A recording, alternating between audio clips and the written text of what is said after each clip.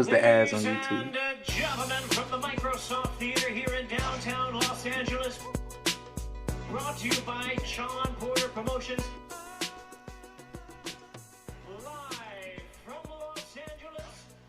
What's going on, everybody? I guess since I'm in the host chair, wrong as hell last week after Ryan Garcia upsetted Devin Haney, but my man Antt with two T's, and the man you all really, come to see, along with Antt with two T's, the two-division champ, or the two-time champ, my man Showtime Sean Porter. What's going on, Sean? Hey, I'm not even mad at you. Just completely took over. My man said we started the show. I'll put the pressure on. I'll put the pressure on me. I'll put the pressure on. I was gonna kick him out of my chair and everything, but the way he held it down right there with the intro, I said I gotta leave him alone. No, he's an expert. That's what he does. Hey, for sure. But our producer slacking. Hey, Sean. Shout out to our producer. What's our producer name? Ron Hafey. Got the door all open. Yeah, we got background noise going on. We're gonna make it happen. That's right. Captain. Well, listen, man. Like I said before, I've been really just trying to blast this live that we finna do, man. I feel like, man, this was a great weekend, and on top of that, we already knew that we had to come with something live on Tuesday because of certain scheduling conflicts and things of that nature. Obviously, as you can see, I'm not in studio. I'm in New York. Looking forward to doing some work tomorrow. Got a big announcement that I am going to help host and be a part of. Hopefully, before the end of the show, I get word that I can tell you guys a little bit more. But just until drop then, he's gonna be on the August 3 card. Just tell us. Oh, he's coming back? Yeah, that's my guess. Co-main? August 3. No. He's gonna commentate the Crawford Madrimov super card. Oh, that's my guess. Oh, that's what I'm. Yeah. That's in August. Yeah. My birthday month. He telling me more than I know. Hey, and then he has to hurry up and get right and get tight and go to Sean Porter Student Services because the next week he's going to the Hall of Fame. Ooh, the Nevada Boxing Hall of Fame. That's done. Yeah. Oh. Yo, all right, real quick for the Hall of Fame. Do I do me or do I gotta come in black? Like, you know what I mean? No, do Sean Porter. Yeah. It's only right to do Sean Porter. Okay. All right, cool. I mean, do a suit, listen, man. But do a Sean Porter suit. All right, so Matt Borgeson, you should know him by now. He done started already with them super chats. Good dude. And Matt, you got about 3 more before I kick you off. He said if Derrick isn't on the show, that's okay. I kind of want to know if you guys think it's a physical habit, shelling up, or strictly a survival tactic that he has to break. Oh, great question. And then here real quick, same thing for Matt Bergeson. He says, question for Derrick about Ryan's Philly shell. Okay, so that was the precursor right there about the Philly shell. As a boxer himself, he says, as a boxer myself, I come into the occasion where I end up shelling up myself. It is a mental habit. Is it a mental habit? Excuse me. Or are there tactics in the gym to break the habit similar to Ryan? So, then let's just jump right into it. What Ryan does, moving forward, if I'm fighting Ryan, and if anyone that doesn't know, the referees always come to the room. They give us I gave you the instructions in the locker room. That's what they mean. They come to our locker room at some point before the fight, and they give us the instructions, and then they ask, is there something you want me to be concerned about? Is there something you want me to look out for as it pertains to your opponent? If I'm any fighter fighting Ryan Garcia moving forward, I would say watch for him turning his back, because that is he's now, this is borderline putting himself at risk. It's almost like a fighter that intentionally hits somebody in the back of the head. It's like now you're basically lining yourself up for a punch that's going to go directly to the back of your head, to the spine area, and could really hurt him. So all in all, to answer his question, that's a fantastic question, Matt. I'll make sure we ask it next week. I promise. I definitely want to hear what Derrick James has to say about it.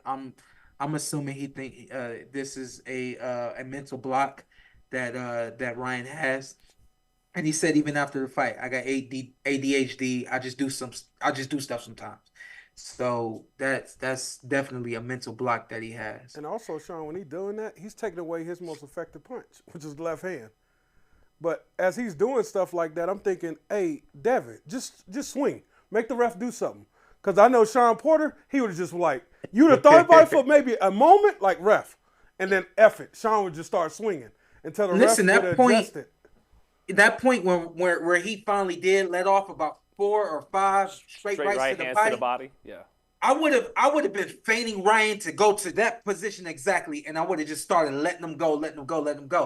And that again, you know, when you are thinking at the highest level, that again will now set up another position, because he's not going to keep going there if you start banging him like that. You know what I mean? So those are some of the things that Ryan Garcia that Devin missed. I think Sean, through the entirety of the fight. I think part of the problem for Devin though is when he did triple up that right hand of the body, Ryan wasn't worried about absorbing it.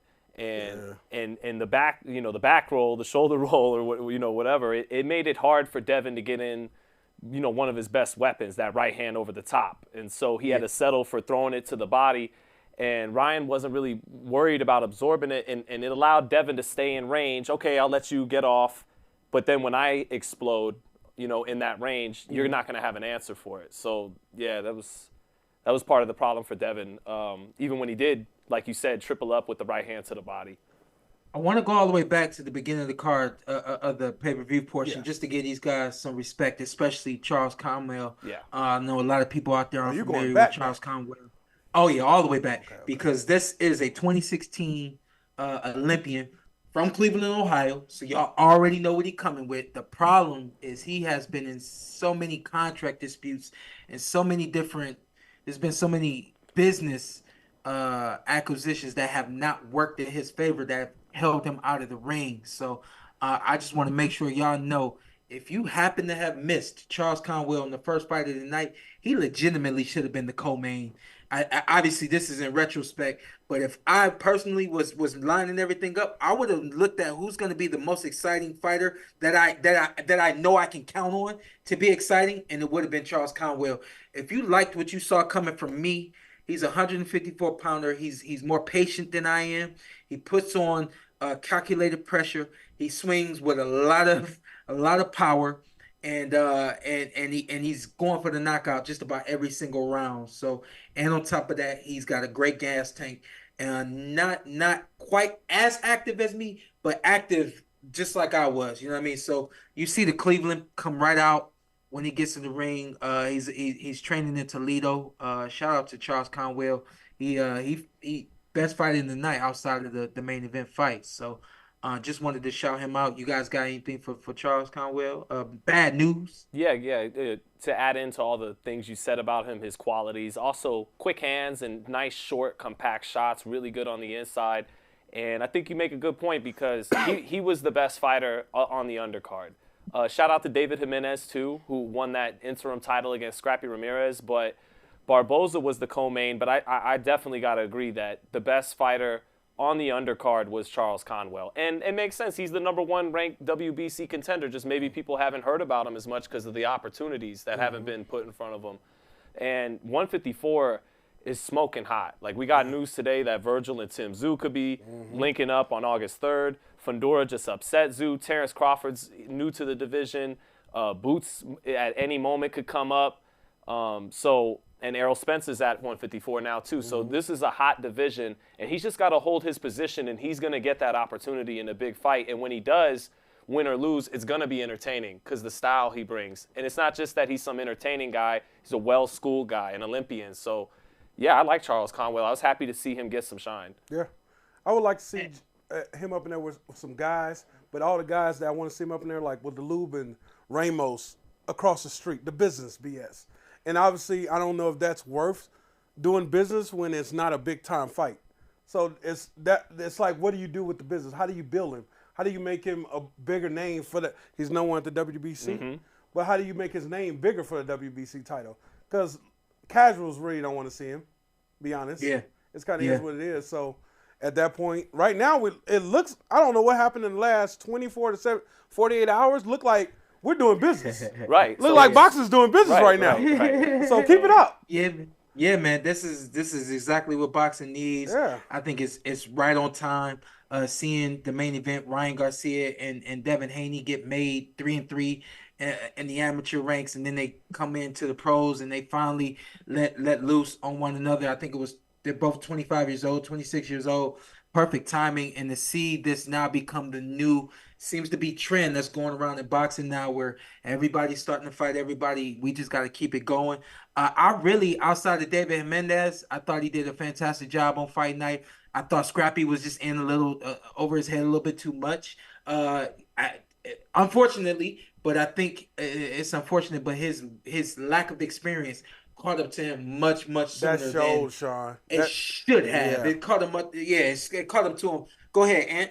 I just felt like the guy was he Olympian or had a long Amateur. amateur And Scrappy was a former MMA yeah, fighter. Yeah, and I think he just jumped into boxing maybe like 5 to 6 years ago, Scrappy. Mm-hmm. But I didn't realize how important those years of you guys in the amateur really matter, Sean. And it showed in a fight like that. Like Scrappy just needs time and experience to beat a guy like that. That's a different style you don't see every day.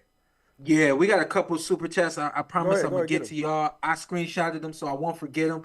But I want to get to Garcia and Haney before I answer these.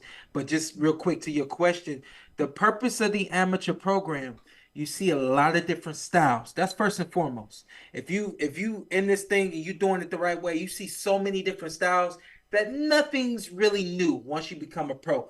The other thing too is you fight in front of big crowds. You fight in front of a lot of people and a lot of people that aren't always on your side. You know what I mean? And so I felt like there were a lot of things coming at Scrappy on fight night that he just wasn't prepared for, and simply because he hasn't had certain experiences, whether it be amateur or pro. The biggest thing to me is he needed to make some adjustments, and he didn't know how to make those adjustments. One thing you can't do as a pro fighter is get people in front of you that have the perfect style for you fight after fight, because once you get brought up on a stage in front of somebody that doesn't have the style that fits your program, now you got to find out whether or not you can make these adjustments. You know what I mean? I know I'm going to tell this story when we get to Devin and Garcia, but this fight right here was even reminiscent of my fight that I had with Kell Brook. No adjustments the entire fight, and we know how that one went for me. No adjustments for Scrappy, and we saw how that one went. And I thought, like outside of the ring, the story of that fight was Scrappy thought he could punk David Jimenez. And David Jimenez, you were there in Brooklyn, Sean, at the weigh-in. He took that very personally. It really fired him up. And he made his point, in the fight. And Scrappy still was tough. He took it. He took the fight well, but Jimenez took over, after about the third or fourth round and made his point. And so he walks away with the interim title. Yeah. Before we move on to the main, also wanted to shout out Darius Fulgram. Remains undefeated. Another good win under his belt. And great kid. Look forward to having him on the podcast yet again. I know we did a live with him. We had him on live the other day, but I want to get him in on the show for a true episode. On to the main event. And what about I like that. How y'all don't want to touch? You don't want to touch that co-main? I didn't really watch that too much, but the nonsense was real. What about Sean Puffy McComb? Oh, that's what I call him. Okay, Sean Puffy McComb. Yeah, that's in a time like this, you call him that still?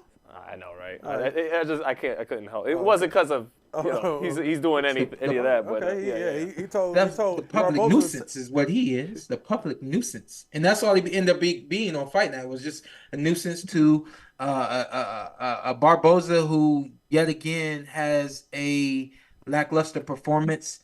I got to be honest, y'all, and we don't have to stay on this too long, but Sean, I got to now. Sean, you called this. You said that last time you wasn't too impressed by his performances. And I'm questioning, are you really that guy? I had a conversation with him last year. He got jumped over for a chance at a world title, and he was very bothered by the situation. And I said, hey man, when you get out there, man, you just got to show them who they jumped over and show them why. And now this is 2 performances in a row where I haven't seen much from him. So again, man, when you've been in the amateurs, you have so much experience. If you've been paying attention, you know who everybody is. You see in their eyes, you know who they are. See them hit the bag, you see them warm up, you know exactly who they are. This kid, I gotta say it, man. Arnold Barboza looks like the kid that looks like the part, but when he gets in the ring, he just ain't the guy. This is now 2 performances in a row where he's performed the exact same against lesser competition than where he's ranked at and where also where he should be performing at. So you can't blame the opponent on this one. You gotta sometimes you gotta take it into your own hands, and he did not do that. But, it is possible too that he's just a solid, very competent, solid, good pro, and he's in a division filled with guys that all have something special about them. Even though Haney lost, he's still on his best night a very, very, very good boxer. And Cruz he has that special dimension with his aggression and his explosiveness. Matias with his work rate and his power and his relentlessness, and then Tio with his athleticism and counterpunching. There's nothing wrong with that. Not everyone's gonna be special, great fighter. The sport needs good, competent, solid pros too, and that's what I think Barboza is, and that was a controversial decision, but he's earned his way to his ranking. He's not a guy with a huge star appeal, so he's just got to continue to put wins on the board until he gets his title shot he's looking for. But the sport needs guys comprised of that too. Not everyone's going to be superstar, special, multiple division champion. So that's what I would say about that. Yeah. You ready to get on to the main event? Yeah, let's do it. I'm not even going to read this. I got a statement to make about this. Funny to me. The main event, Sean. I feel like the Mayweather effect was real. These guys as superstars now really watch Floyd Mayweather. Yeah. Like they really idolize their whole career about Floyd Mayweather. He's the most influential guy in the game right now to this generation. Yes. Yeah. I love the losses. Let's get a loss. I want this to get crazy. Shakur get a loss because it changes boxing, Sean. If you can get those guys get losses, it changes boxing because they're not gonna quit fighting. What you gonna? You're done? No. Now we might get rematches. We don't get this thing really going in boxing. What we really wanted. I know Sean Zytel is old school. He really want these guys to fight a few times. Yeah. And we get more losses. Those guys actually start turning up. You become a legend instead of just you want to retire with 34-0. Well, Floyd provided everyone unrealistic expectations. You could win every fight, basically never get hit, and make all the money. It's not going to work like that for the most part for everybody. It literally only went that way for one guy. This is good for boxing, and I said that because of your point, and it puts everybody in a position where now everybody has begun to fight. You see one of the best in the world lose to one of the other. Now you can say one of the best in the world, that being Devin Haney losing to Ryan Garcia, but we know that Devin is easily still top 3 at 140 pounds. It just happened to be the night, but the great part about it is now I have no doubt we're going to get a rematch, and the narrative of this rematch is going to be amazing. The promotional side of this rematch is going to be amazing as well. Let's get to these super chats, and then we'll kind of backpedal our way back. Gerald Morgan, great time with you at the barbershop on Friday. Thank you. And on your podcast. Yes, my Army boxing team enjoyed it, and great running into the other Sean backstage. So Gerald, good to hear from you, big dog. Look forward to seeing you again, man. God bless you and everything. The Spit Bucket Podcast. Salute, gentlemen. Shout out. What does a potential... Good interview with Bernard yesterday, yeah. Okay. You done? Sorry, go ahead. The Spit Bucket Podcast. Salute, gentlemen. What does a potential rematch with Tank look like? Did your opinion change after Saturday? Let's go right to that. Go ahead. I think... Go ahead. You want me to go? Yeah. Yeah, go ahead. Rematch with Tank. Tank actually has bringing resistance where Haney just don't have the power. A lot of things factor into the Tank rematch. What's the weight gonna be? What are we fighting at? Who's the A side? I think both of these guys feel like they're the A side. Let's assume Ryan gets his way in a rematch. No. Let's assume though he's able to fight at 140. Let's just assume. Yeah. 144. Yeah. It goes. It's a better fight. I think Tank skill-wise, power-wise, Tank's still able to pull that off. I just think that power, he had no respect for Devin Haney, Sean. And I thought Devin Haney power was more because of the Regis fight, but Regis tried to box a boxer, and I didn't think about that. when Haney went in and blitzed him. I mean, when Garcia was more brought the power to the fight. I still got to go with Tank. I still think Tank gets Ryan Garcia. I mean, I'm up for the fight again, though. That kind of turns it up for me. I ain't gonna lie. Well, yeah, that's the important part there. Is that even if you think he'll win, there's enough intrigue there that you want to see it again. Mm-hmm. That fight just became probably the biggest fight in boxing now. Ooh. It's bigger than Canelo Benavidez now because these guys got their finger on the pulse of the youth, and they know how to, especially Ryan, manipulate contemporary media to bring the most attention possible to what they got going on. So would Ryan win a rematch at a higher weight? I don't know. I know Tank won on the night they fought, and credit to Tank for that. But the important part isn't even what me or you think. It's that the general public would want to see it. And even casual fans are like, they know about the weight in the first fight.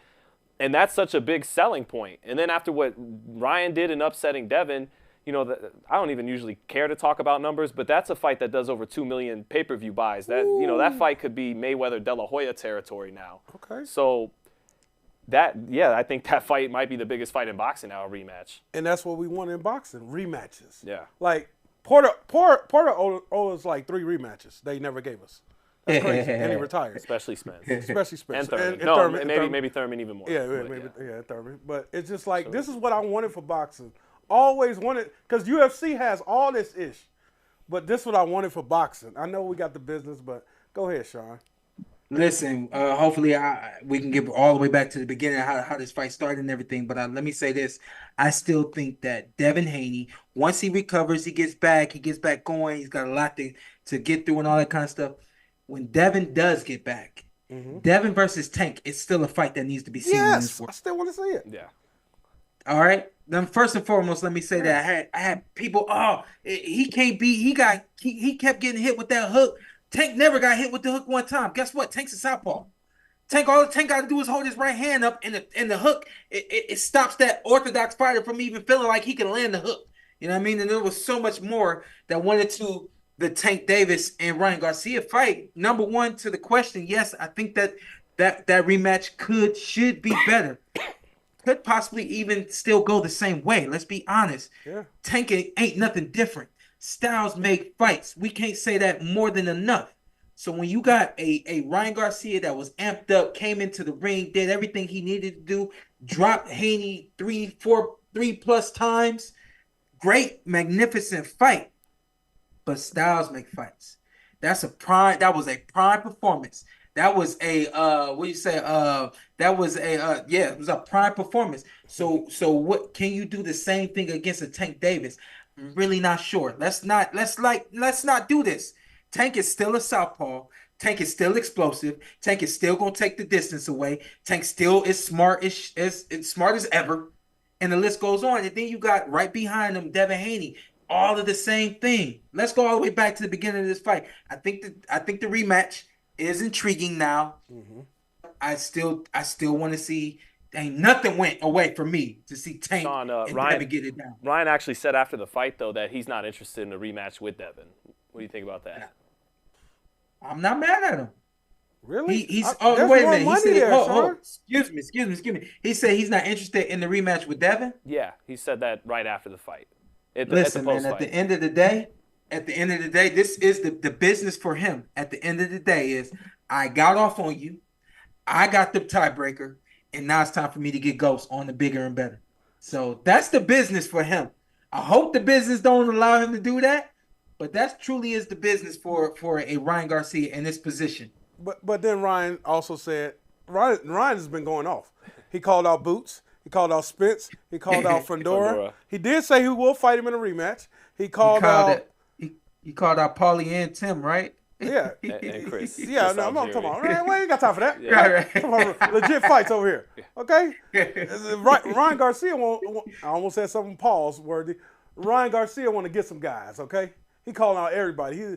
He feel like he the cream. You know what's a great fight with him? 144, Isaac Cruz. Ooh. Be a great fight. Ooh. This Mexican American.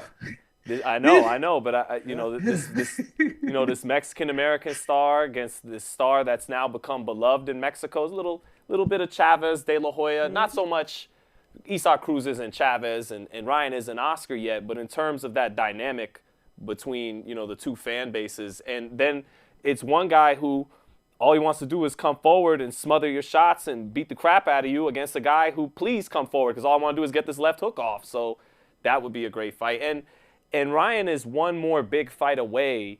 Maybe it would be Cruz would fit the bill from becoming the guy in terms of, star power. And because after this win, he's one of the guys. Yeah. But if he were to beat Tank in a rematch, maybe even Cruz or something like that, then he's going to become the guy in terms of box office. So what do y'all see Shakur in this? Because I think hold up. Okay. You're going too far. Going too fast. Okay. Going too far. Okay. Real quick, Mr. Rocket, Tank versus Ryan 2 needs to happen. This money will be even bigger. It's too big to not happen. And the face of boxing conversation needs to include Ryan. Ew, I guess I was a step ahead there. No, but no. But yeah, I think if Ryan continues on this path, it will happen because there's just going to be too much money on the table for people to walk away from it, for people involved, I would think. But for now, listen, I don't know. Let's go all the way back to the beginning, man. Listen, I said that I felt like something crazy was going to happen. You did. At the beginning of this fight. Shawn Porter called that fight almost to the T. He did. Because I said, I was in there, I said, Shawn called this. He said he's going to go down, get up and win the fight. And then things started going crazy. Did you record that for the behind the scenes? No, You ain't get no PTS of that. You get no BTS of that. No. But listen, that's what I felt. I felt like something crazy was going to happen. It ended up happening in the first round. This is the part I thought was going to happen that did not happen. I thought Devin was going to go back to the corner. I thought Devin was going to recover, and I thought Devin was going to make adjustments. That literally never happened, and that actually ends up becoming the entire narrative of this fight. We get a fast, strong Devin Haney until he gets hit, and then every time he gets hit, it goes away. Hey, Iceman. Yo, I had to bring on Iceman, especially we ain't got Derrick James coming on.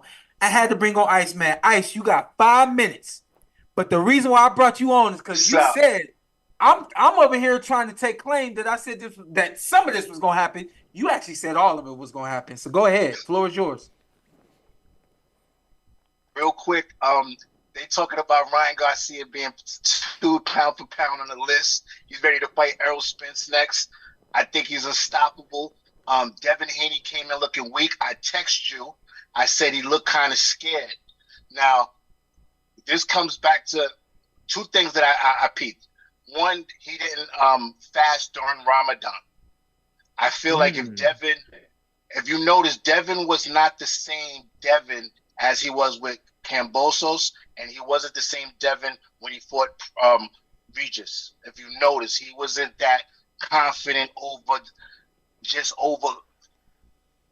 glowing with confidence guy. He looked scared when he pushed Ryan at that outside and smacked him and all that, and Ryan kind of backed up and just screamed at him. That's when the whole fight changed. I think that Devin not fasting during Ramadan, not suffering and like your man said right there, and pulling up and them culling into the gym and all of these things, I think it affected his hunger. But the Ryan that came in that night beats Devin 10 times out of 10. He looked small, he looked skinny, he looked a little frail. No disrespect to my brother, he just looked scared, and Ryan looked fearless. Real quick before we let you go, maybe one question. Maybe one question from each of them. But before we let you go, listen, you said that you thought that Ryan was gonna pull this off. Like what gave you the feeling that this fight might go the way that they actually ended up going? I just think that Ryan said a couple things. He said that he was going through a divorce and he was going through something with his children. I've been there before, and it feels like the world is crashing down on you. And and he just was just carrying his dark energy that was actually going to I just felt like Devin didn't have that edge because Ryan had that edge that they both waking up in silk sheets. But I think the drama that Ryan was going in personally gave him that edge. And I just looked, and Haney looked drained. He looked emotionally drained. He didn't, his shoulders looked small. He didn't look like the confident Haney that fought Regis or Cambosos. And I just felt like the lion was inside of Ryan, and he hit him with that left hook I told you about, and I told you the 7th round. Yeah, and your man saved him in the 7th round, but that's what a lot of other people to talk about. You know what I mean? But yeah, and shout out to Bill Haney and them, but he should the fight. You know, his son really got hurt. And one last thing before I go, all the shit talkers, no matter what religion you are, the ones that come out and just be talking shit and dogging people out. I just felt like they jumped on that bandwagon. Cambosos did it. He lost. What's his name? The pound for pound kid. What's his name? No, the other one. The Spanish kid. Lopez. Lopez. Yeah, he talking shit, lost. And all the people that talk major shit loses because it's a sweet science. Stay humble. Stay in the gym. Stay on that. But when you start talking all that shit, making T-shirts and all of that, if you notice in the last 2 years, all those guys lost. Even the great Errol Spence, he started making T-shirts and all of that, smoking this and that. Everybody who started all that talk, it promotes fights. But all those guys on that talking shit side, they all lost. Iceman, this is what we wanted. Boxing, everybody needs to lose. Tank needs to lose. Right. Shakur needs to lose. This makes boxing better. Floyd honestly effed up boxing. Everybody can't be 50 and old making $100 million every fight. No, fight, rematches. Let's go. Everybody fight it out. You're going to lose in life. People act like they God sometimes. And you're going to still make your money. You're not going to, they still going to make their money. They just got to get rid of the O. Yeah. Iceman, we appreciate you for tuning in, man. Thank you, brothers, and thank you for having me back, man. You kept your word, Sean. Yes, sir. Real quick, Munguia, Canelo. Canelo, 7 rounds or less. I'm going with Munguia for the decision. Oh, God. Okay. It's hard to go against him right now. It's hard to go against him. Okay, what you got? Tank and Frank. Tank stops Frank easily. Tank is bad. Tank is coming back. Tank is taking over. Now he got the edge. They just burnt this crib down in Baltimore. He just bought for the hood. He got the edge. Let's go. I'm thinking his real house, but I know what you're talking about. I'm like, later. Peace, baby. Tank. Yeah. All right, baby. And good point. Thank you, guys. Yeah. I'm when he's talking about the turmoil coming off the divorce and everything, I'm reminded of Mosley heading into Margarito, had the same kind of thing. Everyone counted him out heading into Margarito, and he took all that, like the man said, all that negativity and took it out on his opponent. And Ryan did the same. And he makes a good point, too. In retrospect, Devin came in subdued. Like, at 2 days before the fight, after the presser, his voice was weaker than I thought it would be. Somebody else said that. From making weight. I'm thinking, we're thinking this is his second fight at 140. He's feeling good now. But, yeah, in retrospect, like, his energy was very subdued and Ryan was on. And at the time, it's like maybe he's depleting his energy too much before the fight. And he's not going to have nothing left on fight night. And Devin's here restraining it all and ready to let it all go on fight night. But, no, great points by what's this man's name again? Iceman. Iceman, great points. Hey, I'm gonna ask you guys something. Even the producer back there, we all got boys. Imagine that, Sean. You've been in a situation, but hey, if I'm Bill and that's my son, watching my son go through that, Sean. Honestly, Sean, you never been to nothing like this. Me and my ladies watching the fight, and I'm like, imagine that's my son. I'm like, my baby. But I'm like, you're a warrior. Get up, baby. Get up. I said, I would let him finish this fight. She's like, no, the hell you wouldn't. I said, no, because I know what I got in my son. I would let him finish this fight. That's what he deserves. It's just like a football player or like a basketball player. You know, with football, like let's just take the running back for instance. You see the running back get smacked, but he gets up and he makes his way back to the huddle. You the parent, because you love this sport, because your eyes are used to seeing him get hit. That's how it would be for you, Ant. Yeah. Your football is my boxing. Yeah. You know what I mean? Like if I happen to, my son want to box or something like that, and I see him taking punches and stuff like that, I'm connected to it differently from other people. Y'all are still connected to the viciousness of it and that hurt and all those other things. I know what it feel like. Just like you know how I feel to get tackled. Yeah. You get blasted and you get up and you make your way back to the huddle. Is the same way a fighter get put down and he make his way back to the corner. Y'all on the outside looking in, it's a little bit worse than it actually is. You know what I mean? But to your point, man, and to your lady's point, I get it. That was different, Sean. That was a lot. That kid took a lot. Listen, he kept getting up because he was strong, because he was in shape. The heart of a true champion. It's that all that hard work ethic that man has. Because it was one time he was on his stomach. I said, "Babe, his legs is done." That boy hopped right up. I said, "I don't know how he's standing right now." No, he had great conditioning. Yeah, that's what that is. You know, great conditioning. I didn't really see much in terms of him being drawn out or voice changing or anything like that. To me, it's a part of. It comes with the territory, you know what I mean? You deal with it as best you can. He seemed like he was ready to go when the bell rang. This is what I did see, to the point of that Sharif Iceman that we just had on the line. Go back and watch the fight. Watch Dev's first punch. He throws a jab and he dips down like that right after he throws the jab. When you talk when Iceman just pointed out fear or being scared, things of that nature, it may not be true fear, like, I'm scared of the boogeyman, but just from a standpoint of, I'm tight. I don't want nothing to go wrong. I want everything to go right. Sometimes you have a fear of something going wrong, and that's enough to prevent you from doing everything you can do. To me, that's what we saw from Devin on fight night, opposed to him being weak or that he got tight. With all the pressure on him to go knock this bigger puncher out, because that's And then so let's get back to the X's and O's of this fight. Every single round, what did Devin do? He came right to the center of the ring, right where they agreed this fight was going to happen at. Yep. Why wouldn't you make an adjustment and go back to being who you are and doing what you do?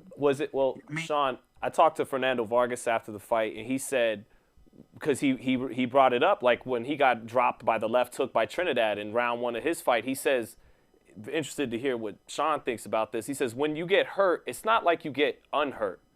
He said the rest of the fight, when you really get hit with a shot like that, you're fighting the dizziness. The ring is spinning sometimes. You're getting up and everybody's cheering and you're like, what just happened? And so you're dealing with that the rest of the fight. Again, he said you don't get unhurt. Once you're hurt, you're dealing with that hurt the rest of the fight. And that was insightful to me, because I think on the outside looking in, we think he's hurt and now he's recovered. Yeah. And now he's back to 100%. But, I think if not after that first left hook in the first round, Devin never really recovered from the 7th round, the first knockdown. Yeah. And he never really had steam on his shots after that. Even though I think he won rounds 8 and 9 because Ryan just had his foot off the gas. But if I could, go ahead, Sean. Yeah, no. This is a tough analogy, but it is the realism of this sport. All fight, you got two cars crashing into each other. You got two high-performance cars, a Ferrari and a Lamborghini, crashing into each other. So round after round, we recover, but guess what? That dent is still there. Right. You recover, now that dent goes from being a dent to being a scratch.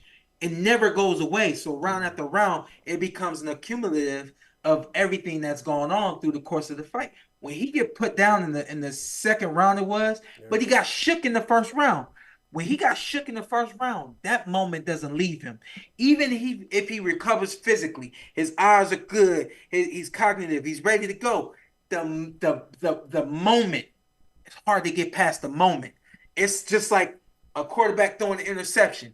The best quarterbacks are the ones that can throw an interception in the first possession and then come out and throw a bomb and throw a touchdown in the second possession, but it's really hard. You don't see that very often. That's why you got the good quarterbacks and then you got the great quarterbacks. Same thing goes for boxing. It's really hard to put those kind of moments behind you. So he was shook in the first round, got worse in the second round, and was something that even physically it looked like he had recovered and got past it.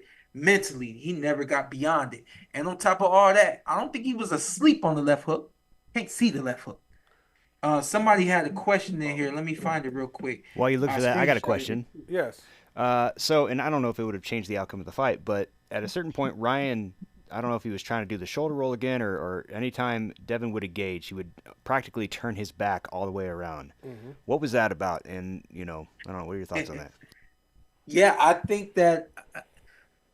honestly, I think Ryan is taking advantage of the system. I think he knows that you can't get hit in the back.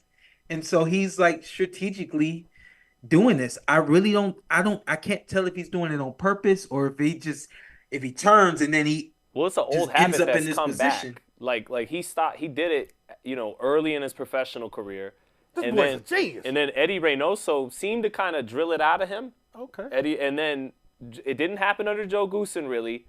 And then the Duarte fight in Devin, it's back, but it's kind of working. It is working. It is working. Yeah, won the fight. I mean, Devin, he capitalized on it a little bit going to the body. Should he have done more? And just absolutely. That to me, when you talk about him not looking like he looked in previous fights, specifically Regis Prograis and then the one before that, Lomachenko. What did he do against Lomachenko every single round? He went to the body. Mm-hmm. There was almost zero body work in this fight. You know what I mean? So I think they definitely left a lot of things in the locker room. I think they worked on all of it, but they left it in the locker room. Do you guys feel if he would – honestly, that wasn't a Devin Haney I'm used to on Saturday night. If Devin Haney comes out be the best jab in boxing that we know him, he got a better chance of winning this fight? Well, I just never seen that. It's like I'm coming in here. This ring is mine. I'm gonna knock you out. Bill, listen. So I'm in New York, and my dad is here with me. My dad is watching a video of Ryan Garcia narrating how he said he was this whole crazed promotion that he was gonna do. He said he had this planned out months ago before the promotion even started, and he said he had his behind the scenes guy there, has all the footage you can watch, where he said he planned to do this a long time ago. All of that actually ended up working. It got in Devin's head. Meet me in the center of the ring. Meet me in the center of the ring. Every single round, Dev went to the center of the ring. Everything that Ryan ultimately ended up doing at some point or another, some way, shape, form, or fashion, it got to the entire Haney camp, and it disrupted their camp. And it became a virus. And the virus on fight night, it got in Devin's blood, got in his mind, and wouldn't allow him to do anything that he does well. Well, just to touch on that game plan, like Ant said about got to let these guys lose, right? So that you get, you ask for the best to fight the best, they lose, and so that's a part of the game. It wasn't a good game plan, obviously, in retrospect, to meet Ryan in the center of the ring. To Ryan's credit, shout out to my man Kenny Buhari, who pointed this out immediately to me when I did bring up the game plan. He said, well, he got hurt at basically at mid almost long range in the first round. So he got hurt doing what we're talking about we would have loved to see him do more of, use the jab and be a little bit rangy in the center of the ring. And he got caught with the hook while, using his jab. But you know why? Why? I'm going to just interrupt you real quick. Because in order to throw power, you got to fight flat-footed. When he fought Regis, he fought on his toes, but also flat-footed. And he capitalized because Regis doesn't have feet. Now you got a kid that has speed and power and has this long whipping hook. He's flat-footed. And that's why the jab fighting that mid-range didn't work, because he was flat-footed. Had he not been flat-footed on his in and out the way I know he can be, that punch would not have landed. In the rematch, that punch doesn't land. Well, part of why he's using that game plan is people like me, media and we're almost demanding a stoppage. We're almost saying going into the fight, if you go the distance with him, especially with the way we're perceiving him heading into this fight, it's not really going to mean a whole lot. Mm-hmm. So he tried to oblige us largely by saying, okay, it's a big pay-per-view fight. you guys, I want to show everyone I'm the next pound for pound king. I'll equal what Tank Davis did. Now, turns out that was a miscalculation, but I think part of it was rooted in some good reasons. You know, he's trying to live up to the ideals and the expectations of the public, being a pay-per-view fighter. And yeah, it just, but to give credit to Ryan, you got to question how much that being a rangy on the outside and being boxing first, Devin, for the first time, met his match on the outside, at least in this fight, because he ran into a guy who could match his length and match or actually exceed his speed. And, you know, just to say that, you know, but yeah. You know, that's what I said about this fight from a psychological standpoint. I said Ryan Garcia is going to be able to tap into things that he was not, that he just didn't have going into the ring with Tank Davis. And what is that he's going to tap into? The experience. I've fought you 6 times. I know your speed. I know your power. I know your moves. I know your range. I know your distance. I know all of this.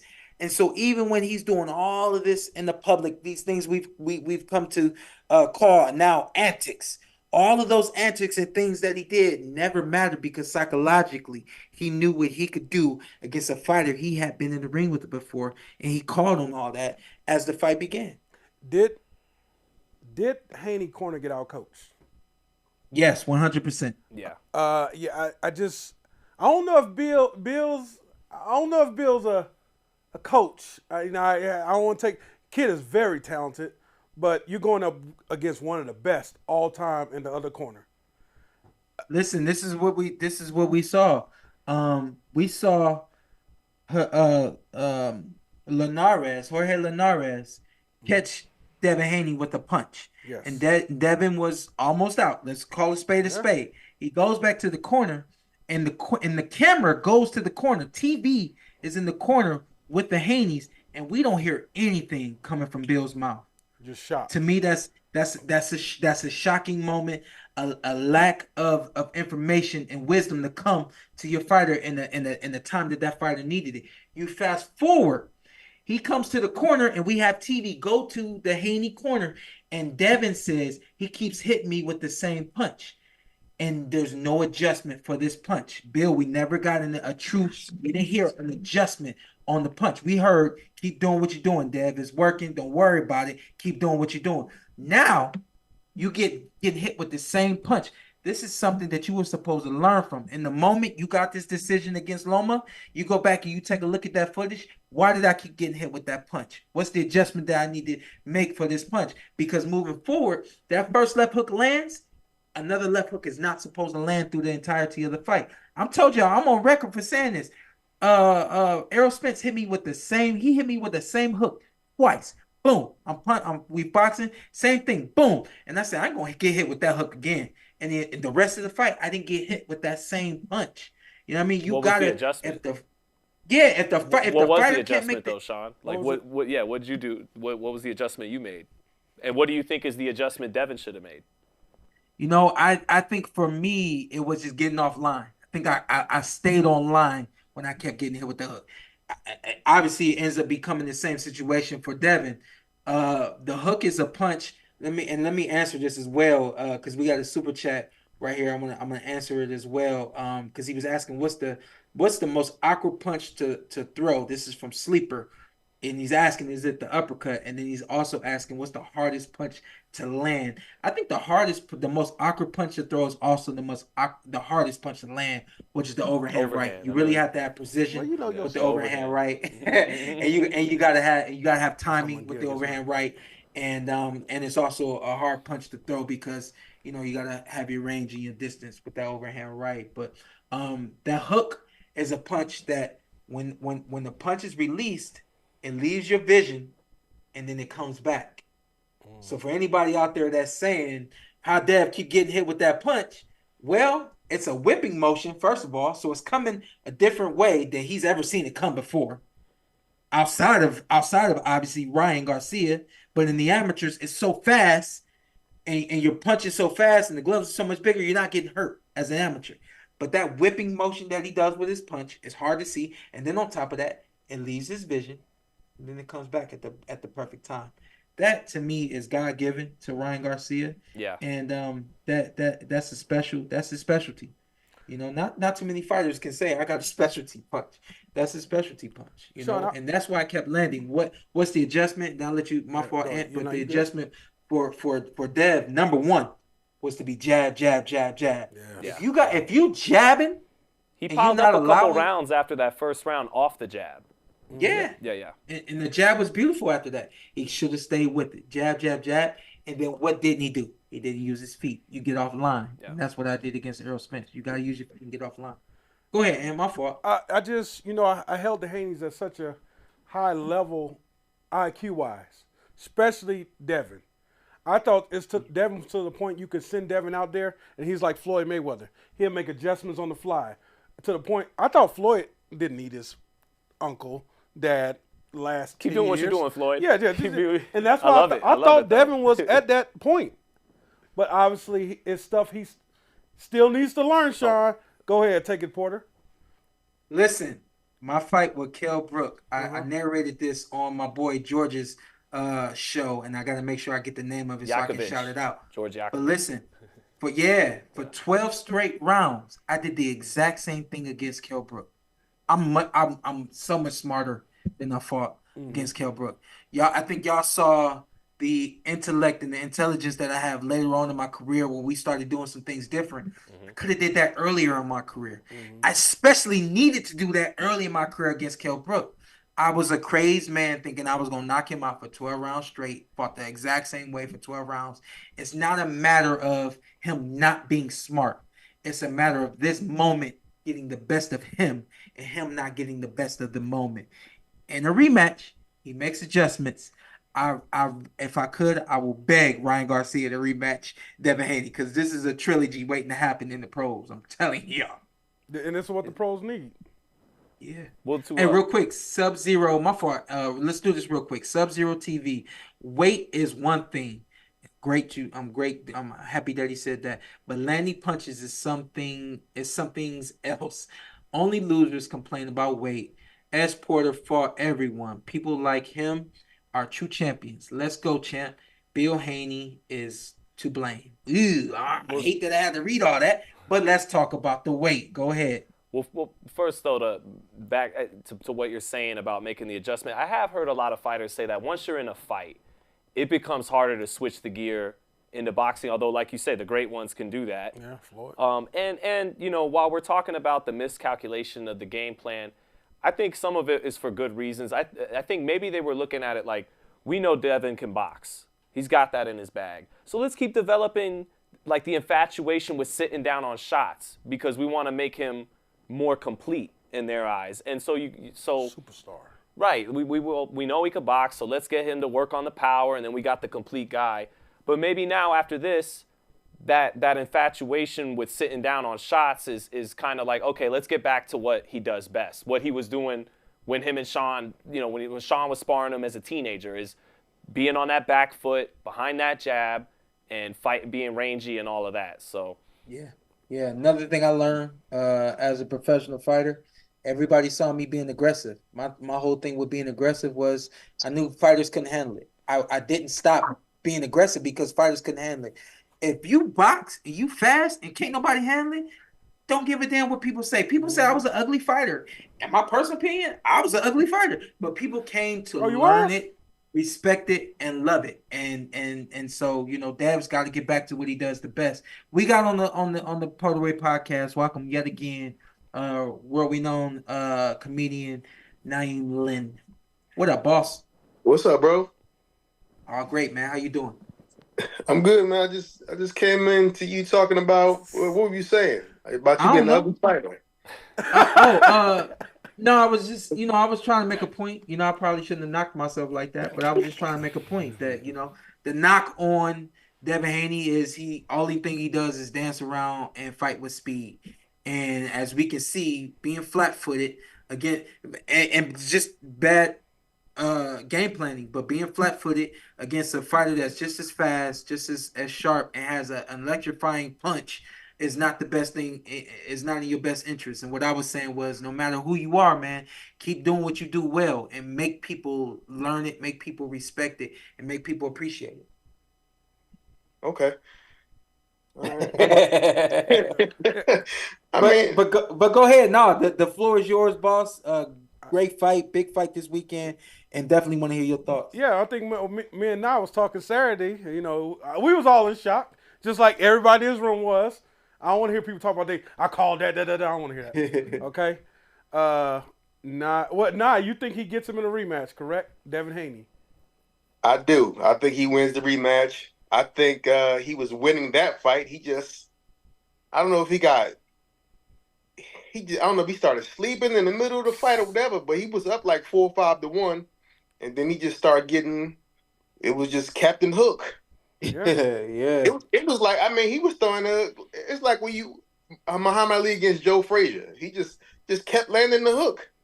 It was kind of video game-ish, where it was like, you know how when you playing the game, you're like, yo, I'm gonna just throw this punch, and you know it's gonna land because you know how the game go. It got kind of video game-ish at some points in the fight.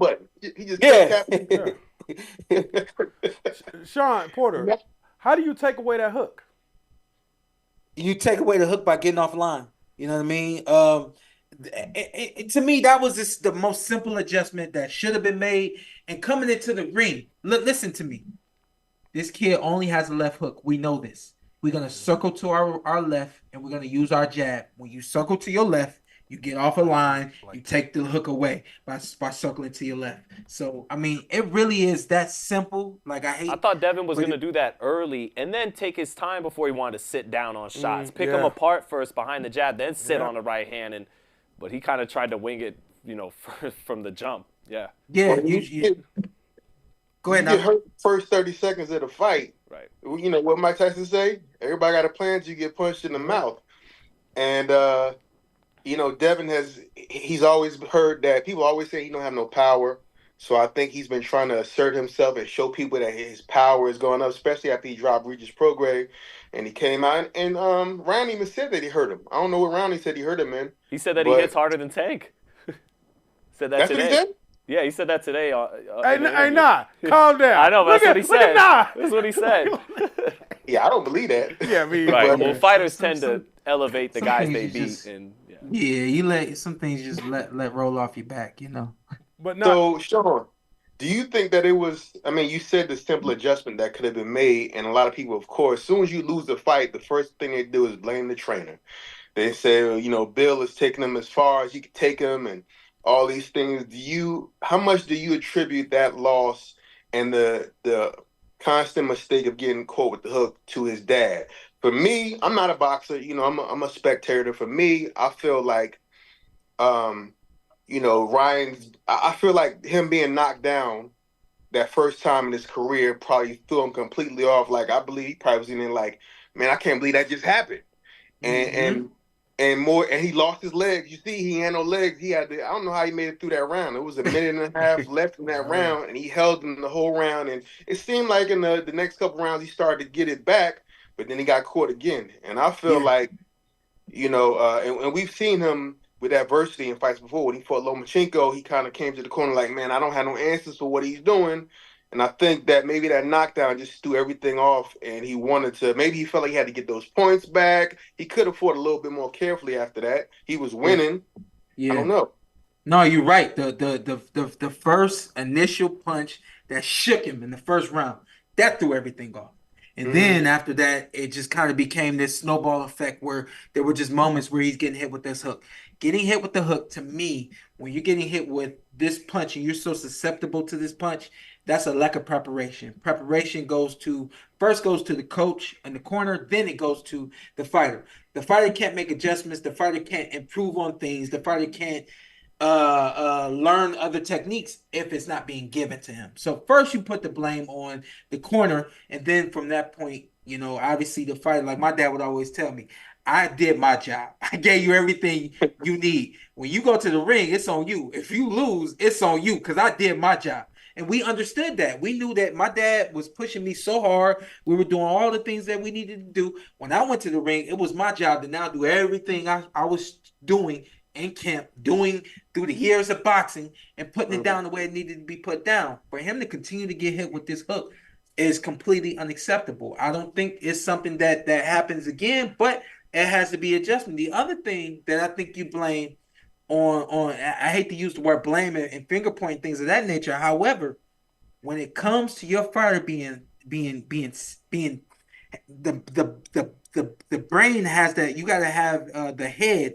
You need a safety lockbox, and the only one that can get in that lockbox is supposed to be Coach Bill. It's supposed to be your dad. It's supposed to be the head in the corner. That's supposed to be the only one that can get in that lockbox and tell you everything that you need to know.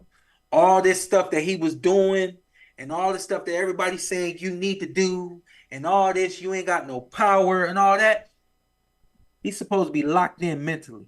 So that's something that you kind of have to point at the head in charge, because the head in charge is supposed to make sure that fighter is operating as a soldier. Soldiers, when they go to war, they know what their job is. They got the intel and everything. They cannot deviate from that plan. They can't divert from that plan. And that's something that if you got a great commander-in-chief behind you, they give you the intel and you go out and you perform. So collectively it's always an entire team loss. However, I do believe that this was a psychological loss for Dev before he got in the ring. It got even more serious when he got hit with that punch in the first round. It got even more serious when he started getting started getting put on his butt. And I don't know what the information was coming from the corner. But he fought the same way the entire fight. There was only a number of rounds where he actually chose to use the jab and step around. If I was him, I would have stuck with that. But that's not what he decided to do, and that's not what they did. Yo, let's talk about this weight. We got to talk about the weight. Nah, give me your thoughts on the weight situation. Real quick, I refuse to believe that he didn't prepare in training for that left hook, because that's his punch. That's what you got to prepare for. That's his money shot. That's his shot, and they said it. You prepare for the left hook. You got to prepare for the speed, the power, whatever. You've been in the ring with him before. He got power, he got speed. The weight, I actually wanted to ask you about that because you've been in there. How much of a difference does that 3 pounds matter? I know he came in probably over 160 in the ring, but the weigh-in, for me, first of all, that's extremely unprofessional. It's like you almost didn't even care. I don't think he tried to make weight. And here's why I say that. We could see that there was a lack of conditioning through the course of the fight at certain moments in the fight. The only way you have a lack of conditioning is if you didn't do everything you needed to do prior to the fight. Sean, if he was in condition, this fight wouldn't have went 12. He would have got him out there in that round, the first round. He knocked him down, I believe. That's kind of true. You don't think so? I said that's kind of true. Yeah. But I feel like if he had been in good shape, then he would have had more. He'd have been throwing more punches. There would have been more consistency with Ryan Garcia, which would have maybe Devin would have fought differently. When you punching a dude every round, he turned his back on you. He's not really throwing no punches. Then you can you're caught slipping, which is what happened. Yeah. No, I mean he was in shape. You know what I mean? There's a difference between being in shape and fit for a fight and being at the level of conditioning that elite fighters at that level should be at. At that level, you cannot afford to gas out. At that level, we saw him gas out. So that to me shows signs that he didn't do everything he needed to do to make 140 pounds to begin with. Do I think it served as an advantage? It's really hard to say because if he's 3 pounds over, there's no telling how much weight he put on prior to the fight. Another thing that didn't happen, we didn't see him. There wasn't. Well, actually, no, there was. There was some holding and things of that nature. A lot of holding. Ryan was doing the holding early, and then Devin, after he got hurt in the 6th and 7th, he started doing much more of the holding. But they kind of swapped places. First half of the fight, Ryan was doing it more. Second half of the fight, Devin was. But we didn't really see Ryan laying on him. We didn't see Ryan pushing him down. We saw the headlock a lot. We saw that enough to get the points taken. But man, at the end of the day, I think that this fight needs to happen again, and I think it needs to happen either at a catch weight or it needs to happen at 147. Let's get a complete understanding here. Can you make 140? If you can't make 140, okay, let's make a catch weight. What's the lowest weight you can make? Because I can make 140. I'm coming in fit, ready to go. And I think that, this fight needs to happen again, but it needs to happen on what we would all consider to be even playing field, which is getting on a scale, and that scale saying the same thing. This is the thing that people don't know, and I'm going to let the cat out of the bag. When a fighter gets off of the scale, hypothetically, two fighters get on the scale, and they both weigh 140. When they get off the scale, they're both going to go drink 20 ounces of water. The one that lost the weight correctly, he's going to gain a pound, 2 pounds, 3 max. The one that lost it incorrectly, he's going to gain 3, maybe even 4 pounds. So it all depends, man. We all put on weight differently. We all take off weight differently. And it's hard. It's really hard to measure the outcome of this fight based on the weight. Well, just to surmise the whole weight thing and the whole weight issue, Ryan, and I think I'm hesitant to talk about it too much because despite the weight, I still picked Haney to win. Everyone still picked Haney to win. Mm-hmm. So if you're Ryan, it's like, oh, don't bring up the weight now. You guys all said I was going to get dominated. But the fact of the matter is, he's doing a little bit of rules for thee and not rules for me. Mm-hmm. When it comes to him, he can do a side-by-side comparison of him from the Tank fight and him in the Devin fight. When it comes to him, he could say, everyone knows I'd win a rematch with Tank at 144. I was drained, right? Devin even hits harder than him. I was just drained. So it's okay for Ryan to do that. But then when he puts the other shoe on the foot of Devin, it's, he's tweeting out, Mauricio should strip him and give me the belt. And I don't want to hear shit. You guys were all wrong. You guys all picked against me. So I don't want to hear about it. But at the end, and by the way, he was just the better man. He had Devin's number, but you can't say I was drained against Tank, and clearly I'd win a rematch if I was healthy, and then at the same time come in almost half a weight class heavier than Devin on scales. And I know one thing Team Garcia would say is, come on, Devin rehydrates 20, 25 plus pounds, right? Well, technically that's not against the rules. But what you did is, and Devin was criticized for that. Mm-hmm. And I don't understand how it could be a controversial take or a hater take to even bring this weight up when it's a matter of fact. When Floyd Mayweather beat Juan Manuel Marquez and he came in 2 pounds over at 146, nobody said, it's kind of like Ryan, nobody's saying, oh, that's why Floyd won. He won because he was a better man, right? But he still got criticized for it. When Jose Luis Castillo knocked out Diego Corrales in 2005 in their rematch, knocked him out in 4 rounds, he came in almost the exact amount overweight that Ryan did. And, he got some credit for it, but there wasn't some controversial hot take to say, well, that's not cool. That's kind of BS, bullshit that you did that. But Ryan was the better man. But at the same time, it's not cool that you can, fairly point out that maybe you weren't at your best being weight drained for Tank. But then at the other side, want to be absolved of any and all criticism for not making the weight for your fight with Devin. I'm glad you mentioned Juan Manuel Marquez because I see that this bout or these fighters can do a Pacquiao Marquez thing. I feel like they're going to fight multiple times. They already fought multiple times as amateurs. They split, and that's why it's not hard for me to say that Devin can win a rematch. These guys can literally go back and forth. I think they should fight at least 3 times. I feel like Devin will win the next fight if they do fight again, and then they end with a trilogy to see who's really the better guy. Hey, now I agree 100% before you got on, we were saying, as I was saying to the guys, I love this. I want Tank to lose. I want all these guys to lose because it really turns up the sport of boxing. I think it builds it up, all these guys having losses, and they really got to fight each other. Listen, we're not condoning losing. However, what we are saying is that there's so many fighters that are not willing to risk losing, that there's fights that we just don't see. So we're not condoning losing. We're not saying it's cool to lose. Yeah, but if you do lose, like I've been saying this forever. Sean, you're the perfect example, bro. Perfect example of that. And I wish more boxers thought like you. Yeah, listen. Now you got anything else for us? Disgusting sometimes when guys do lose these big fights they ask for. Yeah. But then you got UFC booming over there with 5 losses. Booming. They booming. 5 losses in the main event, each opponent. Come on, man. I want to give a shout out to Devin Haney out of that 4 guys You know, the new four. What was they call? What they call them back in the day? The four kids becoming the four kings eventually. Right. So the four kids out of Haney, Tank, Shakur, and I guess Tiafimo will be the fourth person maybe. Yeah. I never thought that Devin had the most skills, but I always liked him the most because I feel like he always wanted the big fights. And, you know, it's no risk, no reward.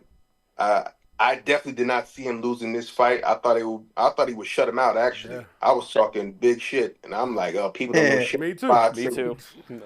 Sometimes it's me that don't know shit about boxing, but I hope that Dev comes back stronger and continues to take those big fights. And, you know, he's still got a lot of legacy to build. And shout out to Ryan Garcia for proving everybody wrong. Because I did not see that. Yeah. So, that's it. Ryan the rock star. Yeah, shout out to Ryan Garcia. He had people texting me like, "Yeah, I told you." They still mad about the Tank loss. Sorry, I'm a couple of Mexican buddies. I'm like, bro. Listen, now before we let you go, you got anything you want to shout out? You want to let the fans know anything you got coming up that we can check out? We back on tour, man. We don't never stop working. If you want to see where you can check out KevinHartNation.com. You know, I'll be touring him. We got a bunch of shows coming up. We gonna come to Vegas eventually. I think like in July. So you know, I got you on tickets, man. And when I'm there, I'll come do the show again. And that's it, man. I see. I got the ESPN ticker, so I see a lot of fights have been made in the last couple of days. So I'm looking forward to that. Na'im, you gonna be in LA August the 3rd? It's popping. That's the date. All the fights. For Terrence Crawford? Yeah, and all the fights on that card. Yeah, as of right now, I'll be here. And if I'm still here, no shows, I'm definitely going to the fight. You already know. Hey, Sean, before we let this fool go, I will never do you like he did his boy on 60 Minutes. 60 Minutes, Sean. You know what 60 Minutes is? He over there talking CNN, right? Yeah, talking crazy about 60 Minutes? Yes, okay. these 60 Minutes. Okay. Talking crazy about Kevin. What did you say? No, he didn't. Drop your statement, now. I can't believe it. This is going everywhere, Sean. Tell him now. Nah, first of all, you gotta understand, we were interviewed for an hour and a half, and they showed us for 30 seconds. And what part they showed is they said, "Was Kevin always this confident since you've known him since he was a teenager?" And I said, "Yeah," and I don't know where it came from. I'm like, where this little ugly dude get all this confidence from? Yeah, so he always had it. Probably said a bunch of other beautiful, insightful things, but they just used that. Yeah, that's how that goes. Exactly. That's how they did you. My bad, bro. I didn't know it was like that. I said some worse things too, but like you said, I did say some beautiful things. All right, now we gotta get to these super chats. We'll get up with you on next one. If I could just pick, because he gave Devin his props in defeat, and I want to do the same, man. He getting up from each knockdown and still pursuing this monster puncher. Even with his legs not fully under him, the steam leaving his punches. I just want to say I feel very confident that at the least Devin Haney will win another world title. That WBC super lightweight title is not the last belt he'll get. And just based off we knew he had heart and we knew he was a very good boxer, but I think he really showed he has the heart of a true champion. And coupled with his work ethic, I definitely think he'll be world champion again. I think that loss gonna make Devin Haney a better fighter. Sometimes you need it. Yep. All right, now we catch up with you. All right, bro. Thank y'all. Take it easy. All right, man. Yes, sir. Bless. Listen, man. How is it that I can promote a live show that we're gonna do for 3 days, and we only got 2,000 on here, but them boys out in New York did a weigh-in show for 3 hours. Shout out to Andy. Wait. While we're talking about the boys in New York, Sean, I gotta get this off. Go ahead. Had 15,000 watching. Shout out to what was it, Andy and Matt? Andy and Matt. They did their thing, absolutely. But shout out to Dane. Shout out to Dane, who makes the clothes and everything for the show. Dane tried to tell me he was humble. We were staying in the house in Brooklyn. Right. He knew he was very perceptive to Ryan, kind of like Sean. Sean knew that it was kind of an act. Dane was very insightful in the house.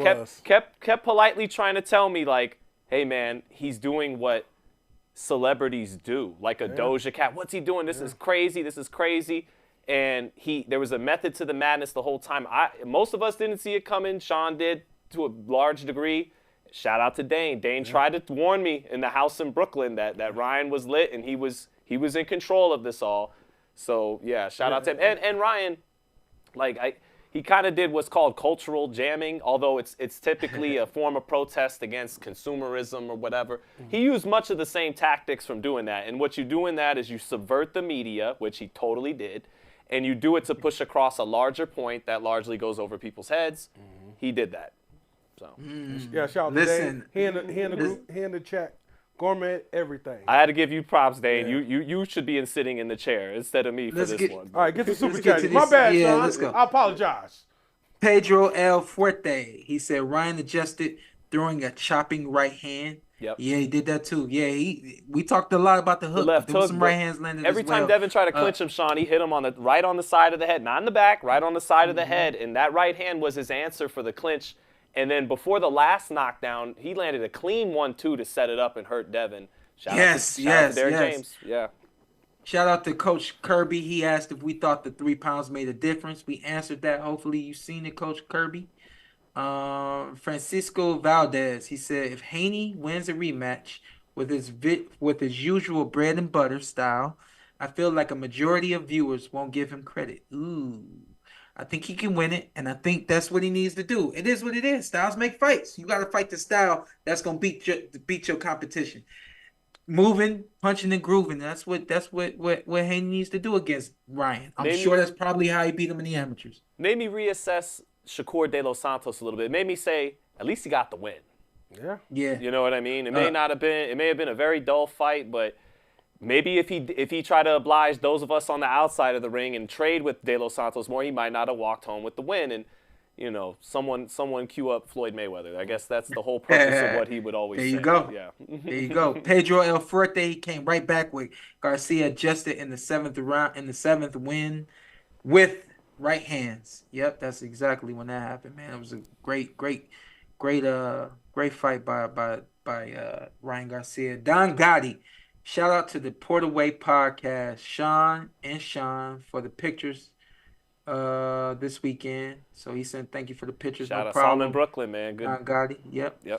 I'm hurt that my guy lost, but he will be back. 100% will be back. He will like what Zattel just said. He's gonna be a mark. He's gonna be everything his dad said he was gonna be. He just won't be undefeated doing it anymore. That's all. It's still Mr. Rocket. Special. Still gonna do it special. It's still gonna be special. Still. Absolutely. Like, I love this. I loved it. Mr. Rocket, he said, Sean, people do the same to Ryan. They won't bring up the claws versus Tank, but the 3 pounds to Devin, Tim Bradley. Devin, I'm kind of lost. Devin accepted the $1.5 million and the fight. There you go. Once he accepted the fight. In the rematch, you gotta make that thing fine print. We don't. If you don't make weight, we don't fight, and I still get paid. So you gotta make that fine print. That's it for the super chats. It's about it for the PorterWay Podcast today. I got a nice little something I want to send us off with. Sean, before you send us off, man, I want to go back and shout out Andy and Matt. Man, they killed it. What we gotta get these fools? They need a show. The Tri-State Boys, because one's in New Jersey, one's in New York, and them boys killing it. I have no problem letting them do the weigh-ins every time, Sean. The press conference. Them boys I was impressed. Yeah, I was too, man. Impressed. Hey, I'm working, and I kept looking over there like, dang, they still on? Bro, I'm like, hey, Sean, I said, look at these numbers. Look at these numbers. God, dog. They was kicking it. I gotta go back and watch it. You already know I'm watching the show. I gotta go back and watch that. I always want to shout out to Zytel. I appreciate you coming in here, man. Appreciate your presence. Thanks, I got you up here. I think you were the best to do it. Even after picking my first big one on my own wrong. We all make mistakes. Thank you, man. Shout out your channel. Oh, Sean Zattel. It's got the 91 removed. It's just Sean Zattel now. Thank God. Yeah, got that. Yep. Real quick, let's speak on this real quick. Sub-Zero TV. Ryan Garcia doesn't have a ceiling if he can lock in. Did anyone see Derrick James trying to control him in the corner? I did. In the last round. Did. Yeah. Yep. I went back and saw that. That last round was beautiful though, bro.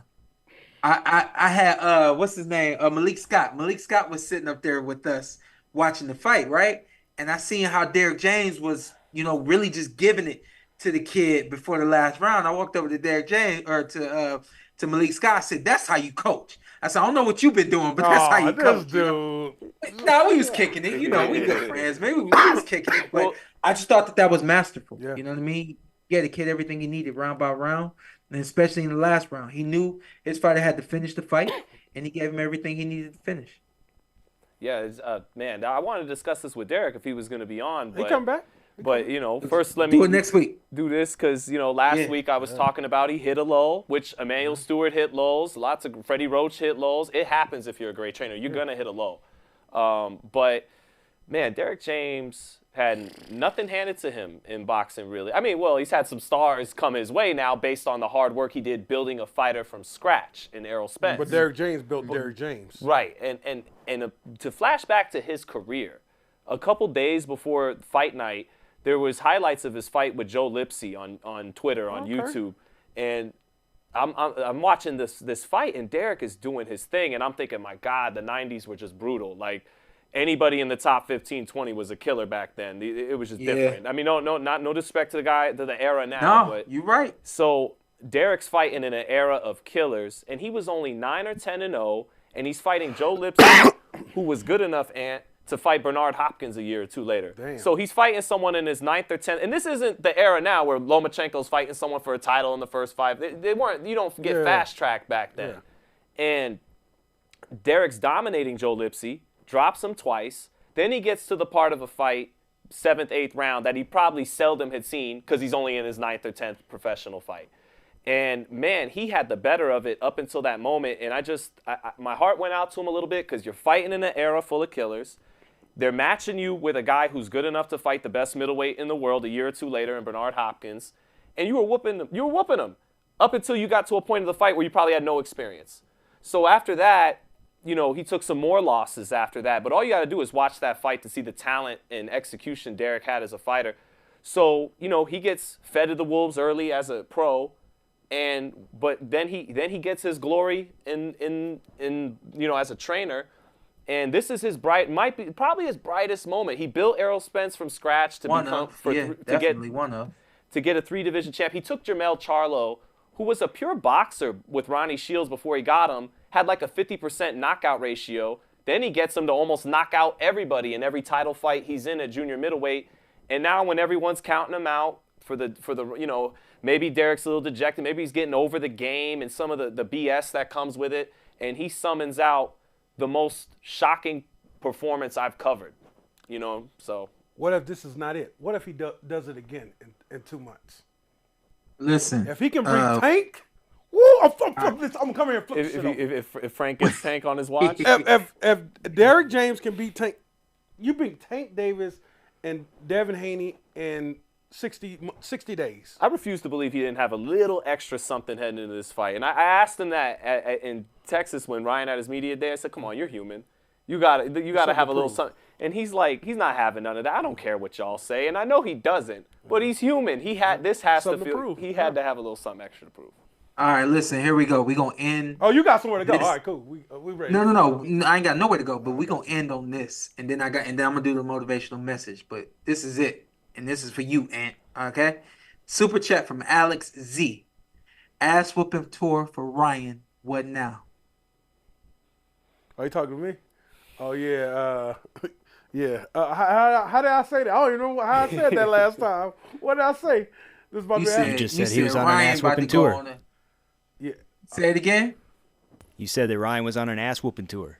He said he's just gonna get his ass whooped. Oh yeah. I thought Ryan was about to get his ass whooped, then go up to Shakira get his ass whooped.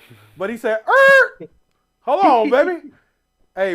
I still think I don't know. Like I said, it's still hard for me to see Ryan beating Shakira, Tank. I like the Tio fight.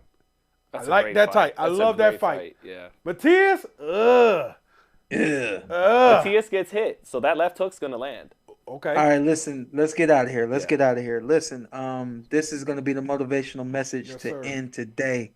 I have a friend who once upon a time said this to me. He said, I didn't know people could actually live their dreams. I didn't know that was a real thing.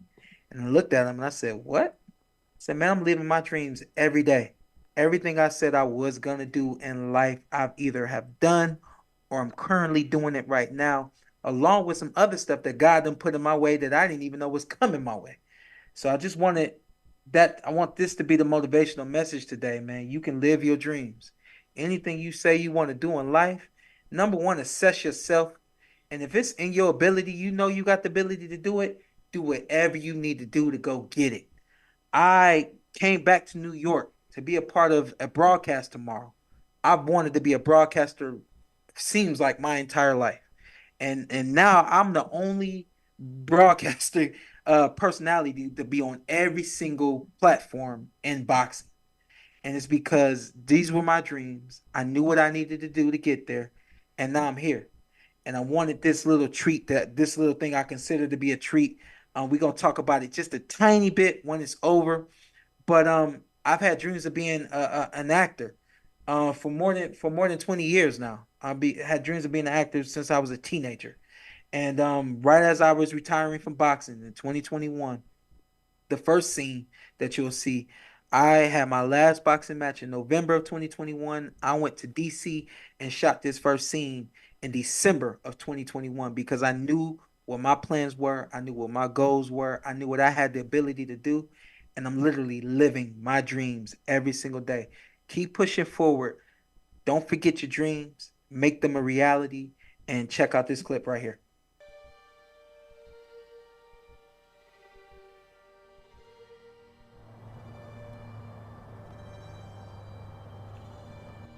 Hey, Pop. I need you to forgive me. I know I promised I wouldn't box anymore, but I wish you were here, Pop. Double jab right. That's it. Passes come back. Chambers, fine pressure, coming off the jab. Knocks him into the ropes. Charles tries to cover up. Chambers to the body. And oh! He puts him to sleep! 1, 2, 3, 4, 5, 6, 7.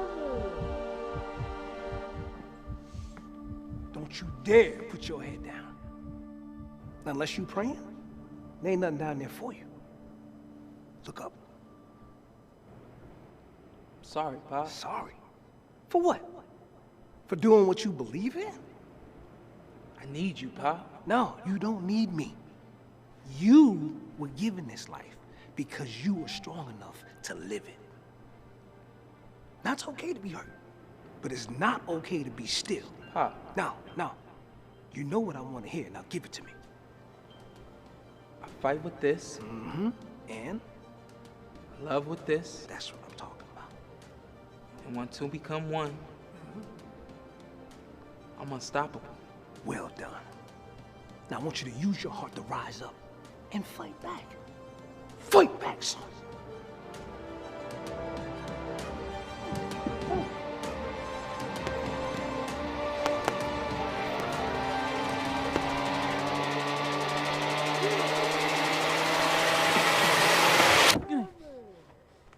I'm starting to understand now. All those things you used to say.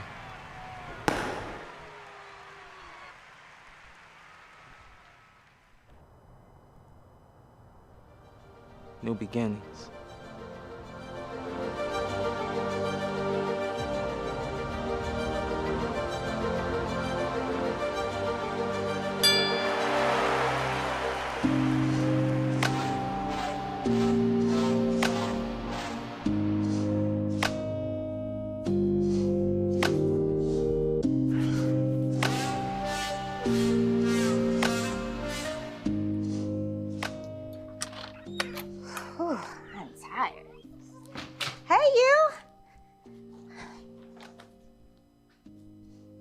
What am I missing? Is it true? Boy, is what true?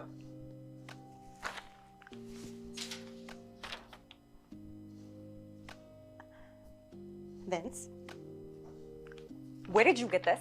It doesn't matter. No, it does matter. I asked you a question. Where did you get this? 6 years ago.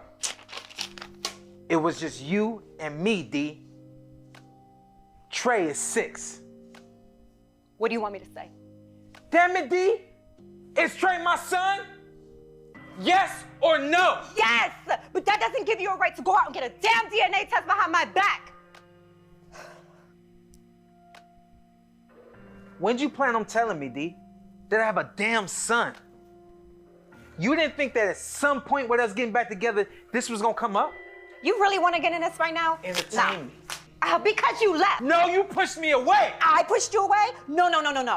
You were living your life, okay? I let you live your life, matter of fact. You wanted to go be this pro boxer, and that just wasn't a life for me. I'm here, D, and I still be here.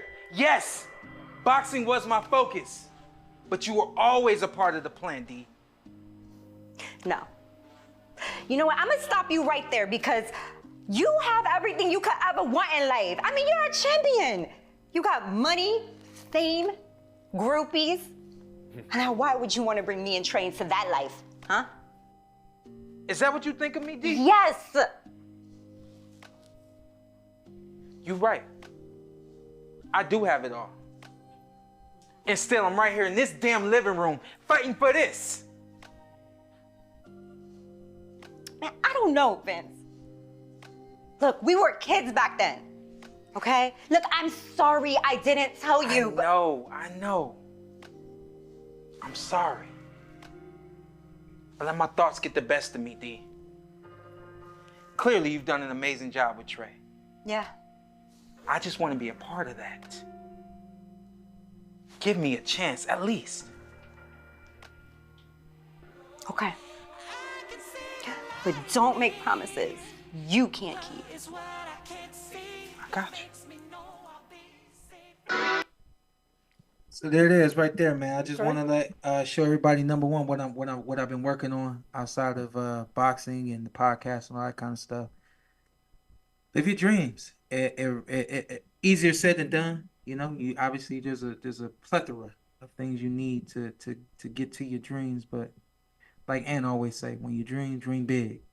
And I'll add on to what Ann always says, and then this will be the entirety of the motivation right there. Dream big, like Ann says. And then what I'm gonna say is move big. You need moves just as big as those dreams are in order to make them a reality. But outside of that, appreciate you guys for always being there for me for this podcast. And this is the PorterWay. Ladies and gentlemen, from the Microsoft Theater here in downtown Los Angeles. Yo, them dudes had 15 on the other day. I said, I know we gonna get at least wrong. Yeah. Man, what was that?